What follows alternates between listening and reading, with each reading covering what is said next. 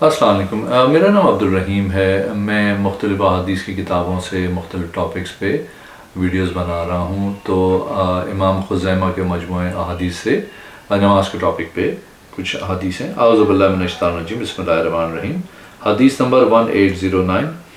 حضرت ابو ہریرہ رضی اللہ تعالیٰ عنہ سے روایت ہے کہ نبی کریم صلی اللہ علیہ وسلم نے فرمایا، خبردار، ان قریب تم میں سے کوئی شخص بیڑیوں کا ایک ریوڑ لے کے 1 میل یا 2 میل کی مسافت پہ چلا جائے گا، پھر 1 میل یا 2 میل پہ اسے گھاس ملنا مشکل ہو جائے گا،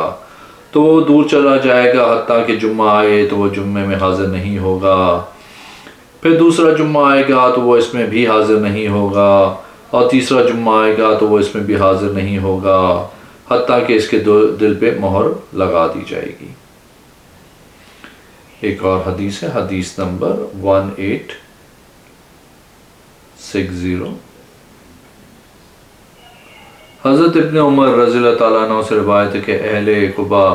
رسول اللہ صلی اللہ علیہ وسلم کے ساتھ مسجد نبوی میں جمعہ ادا کیا کرتے تھے۔ حضرت عبداللہ بن عمر بیان کرتے ہیں کہ انصاری لوگ حضرت عمر بن خطاب رضی اللہ تعالیٰ عنہ کے ساتھ جمعے میں حاضر ہوتے تھے، پھر جمعے سے فارغ ہو کے سخت گرمی اور نماز کی شدید گرمی میں ادا کر لینے کی وجہ سے انہی کے پاس قیلولہ کرتے، اور دیگر لوگ بھی ایسا ہی کرتے تھے۔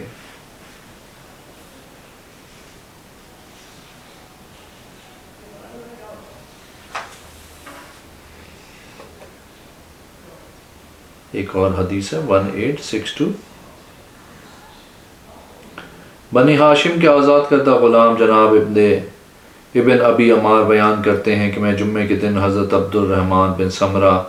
رضی اللہ تعالیٰ عنہ کے پاس سے گزرا، جبکہ وہ عبداللہ کی نہر پہ موجود تھے اور اپنے بچوں اور غلاموں پہ پانی بہا رہے تھے، تو میں نے ان سے عرض کی، اے ابو سعید، جمعے میں حاضر نہیں ہوگے؟ تو انہوں نے فرمایا، رسول اللہ صلی اللہ علیہ وسلم نے فرمایا، جب موسلادھار بارش ہو رہی ہو تو اپنے گھروں میں نماز ادا کر لو۔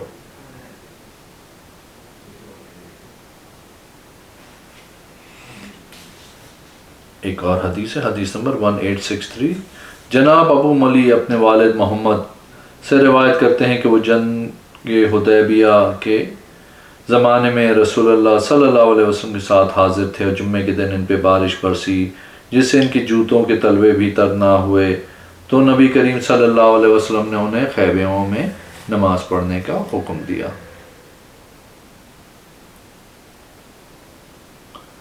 ایک اور حدیث ہے، حدیث نمبر 1864، جناب عبداللہ بن حارث سے روایت ہے کہ حضرت ابن عباس رضی اللہ تعالیٰ عنہ نے مؤذن کو جمعے والے دن ان الفاظ کے ساتھ اذان دینے کا حکم دیا، اور اس دن بارش ہو رہی تھی، تو اس نے کہا، اللہ اکبر، اللہ اکبر، اشہد ان لا الہ الا اللہ، اشہد ان محمد رسول اللہ۔ پھر اسے کہا، لوگوں کو اعلان کر دو کہ وہ اپنے گھروں میں نماز پڑھ لیں۔ تو لوگوں نے حضرت ابن عباس رضی اللہ تعالیٰ عنہ سے کہا، آپ نے ایک ایسا کام کیا ہے۔ انہوں نے جواب دیا، یہ کام اس ہستی نے کیا تھا جو مجھ سے بہتر و اعلیٰ ہیں، کیا تم مجھے مشورہ دے رہے ہو کہ میں لوگوں کو اس حال میں گھروں سے نکالوں کہ اپنے گھٹنوں تک کیچڑ کو رونتے ہوئے آئیں؟ ایک اور حدیث ہے، حدیث نمبر 1865، حضرت عبداللہ بن حارث سے روایت ہے کہ حضرت ابن عباس رضی اللہ تعالیٰ عنہ نے ایک بارش والے دن اپنے مؤذن سے کہا، جب تم اشہد ان محمد رسول اللہ کہو تو حی علی الصلاۃ نہ کہنا، بلکہ نماز اپنے گھروں میں پڑھ لو کے الفاظ کہنا۔ تو گویا لوگوں نے اس بات کو ناپسندیدہ کیا، تو انہوں نے فرمایا، کیا تم کو اس سے تعجب ہے؟ حالانکہ یہ کام اس ہستی نے بھی کیا جو مجھ سے اعلیٰ اور افضل ہے۔ بے شک جمعہ فرض ہے، بلا شبہ میں نے یہ بات ناپسند کی کہ تمہیں تمہارے گھر سے نکالوں اور تم مٹی اور کیچڑ میں چل کے مسجد میں آؤ۔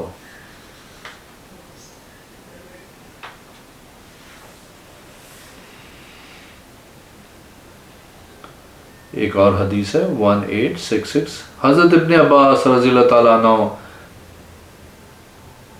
ایک اور حدیث ہے 1867،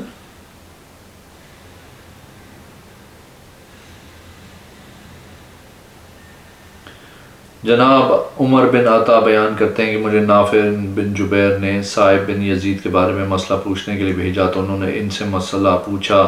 تو انہوں نے جواب دیا ہاں میں نے حضرت معاویہ رضی اللہ تعالیٰ عنہ کے ساتھ جمعے کی نماز محراب میں ادا کی۔ جب میں نے سلام پھیرا تو میں نے کھڑے ہو کے نفل نماز شروع کر دی، تو انہوں نے مجھے بلانے کے لیے آدمی بھیجا۔ میں ان کی خدمت میں حاضر ہوا تو انہوں نے مجھے کہا جب تم جمعے کی نماز پڑھ لو تو وہاں سے نکلے بغیر کلام کرنے سے پہلے جمعے کی نماز کے ساتھ کوئی اور نماز مت ملاؤ، کیونکہ رسول اللہ صلی اللہ علیہ وسلم نے ایسا کرنے کا حکم دیا ہے۔ ایک اور حدیث ہے 1868، جناب عمر بن عطا بن ابو الخوار بیان کرتے ہیں مجھے نافع بن جبیر نے جناب صاحب بن یزید کی خدمت میں اس چیز بارے میں سوال کرنے کے لیے بھیجا جو حضرت معاویہ رضی اللہ تعالیٰ عنہ نے ان سے دیکھی تھی۔ انہوں نے جواب دیا میں نے حضرت معاویہ رضی اللہ تعالیٰ عنہ کے ساتھ محراب میں نماز جمعہ ادا کی، پھر میں اپنی جگہ پہ نفل نماز پڑھنے کے لیے کھڑا ہوا تو انہوں نے مجھ سے کہا جمعے کی نماز کے ساتھ نفل نماز مت ملاؤ حتیٰ کہ تم اس جگہ سے آگے بڑھو یا بات چیت کر لو، کیونکہ رسول اللہ صلی اللہ علیہ وسلم نے اس کا حکم دیا ہے۔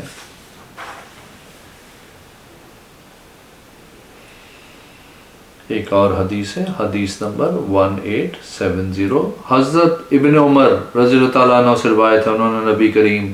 صلی اللہ علیہ وسلم کو نماز جمعہ نماز مغرب کے بعد 2 کلمات اپنے گھر میں پڑھتے ہوئے دیکھیں۔ ایک اور حدیث ہے 1871، حضرت عبداللہ بن عمر رضی اللہ تعالیٰ عنہ سے روایت ہے کہ رسول اللہ صلی اللہ علیہ وسلم جمعے کے بعد 2 رکعت پڑھا کرتے تھے۔ ایک اور حدیث ہے، حدیث نمبر 1873، حضرت ابو ہریرہ رضی اللہ تعالیٰ عنہ بیان کرتے ہیں کہ رسول اللہ صلی اللہ علیہ وسلم نے فرمایا نماز جمعہ کے بعد 4 رکعت پڑھو، اور جناب عبد الجبار کی روایت ہے نبی کریم صلی اللہ علیہ وسلم نے انہیں حکم دیا کہ وہ جمعے کے بعد 4 رکعت ادا کریں۔ ایک اور حدیث ہے 1874، حضرت ابو ہریرہ رضی اللہ تعالیٰ عنہ بیان کرتے ہیں کہ رسول اللہ صلی اللہ علیہ وسلم نے فرمایا تم میں سے جو شخص جمعے کے بعد نماز پڑھنا چاہے تو وہ اس کے بعد 4 رکعت پڑھے۔ ایک اور حدیث ہے، حدیث نمبر 1875، حضرت سہل بن سعد سعدی رضی اللہ تعالیٰ عنہ بیان کرتے ہیں کہ ہم رسول اللہ صلی اللہ علیہ وسلم کے ساتھ جمعہ ادا کرتے، پھر ہم واپس آ کے دوپہر کا کھانا کھاتے اور آرام کرتے۔ ایک اور حدیث ہے، حدیث نمبر 1876، حضرت سہل بن سعد رضی اللہ تعالیٰ عنہ بیان کرتے ہیں کہ ہم جمعے کے بعد ہی دوپہر کا کھانا کھاتے اور آرام کرتے تھے۔ ایک اور حدیث ہے، حدیث نمبر 1877، حضرت انس بن مالک رضی اللہ تعالیٰ عنہ بیان کرتے ہیں کہ ہم رسول اللہ صلی اللہ علیہ وسلم کے ساتھ جمعہ ادا کرتے تھے، پھر واپس جا کے دوپہر کا آرام کرتے تھے۔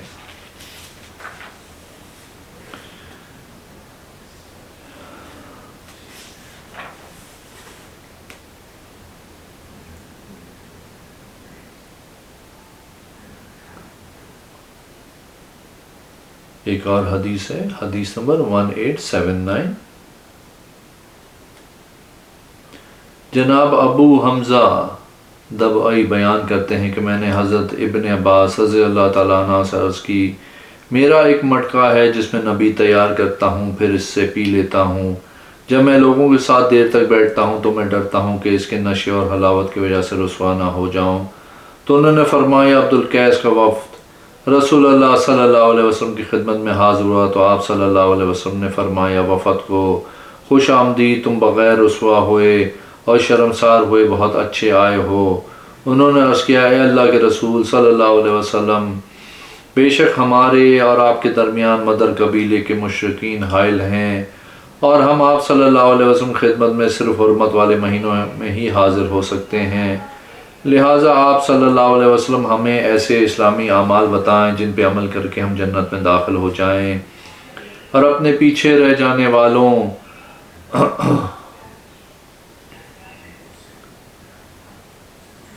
افراد کو اس دعوت دیں۔ آپ صلی اللہ علیہ وسلم فرمایا میں تمہیں 4 کاموں کا حکم دیتا ہوں، 4 چیزوں سے منع کرتا ہوں،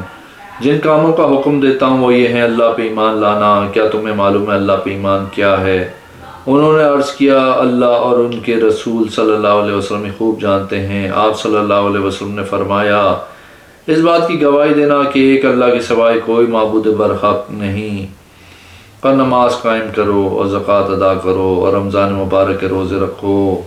غنیمتوں میں سے 5واں حصہ ادا کرو، اور میں تمہیں کدو کے برتن،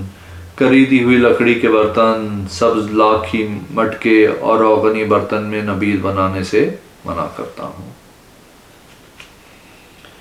ایک اور حدیث ہے 1880۔ حضرت ابن عمر رضی اللہ تعالیٰ عنہ بیان کرتے ہیں کہ رسول اللہ صلی اللہ علیہ وسلم نے فرمایا: اسلام کی بنیاد 5 چیزوں پہ ہے: اس بات کی گواہی دینا کہ ایک اللہ کے سوائے کوئی سچا معبود نہیں، نماز قائم کرنا، زکوٰۃ ادا کرنا، بیت اللہ کا حج کرنا اور ماہ رمضان کے روزے رکھنا۔ ایک اور حدیث ہے حدیث نمبر 1882۔ حضرت ابو ہریرہ رضی اللہ تعالیٰ عنہ بیان کرتے ہیں کہ رسول اللہ صلی اللہ علیہ وسلم نے فرمایا: جب رمضان کا مہینہ آتا ہے تو جنت کے دروازے کھول دیے جاتے ہیں، جہنم کے دروازے بند کر دیے جاتے ہیں اور شیاطین جگڑ لیے جاتے ہیں۔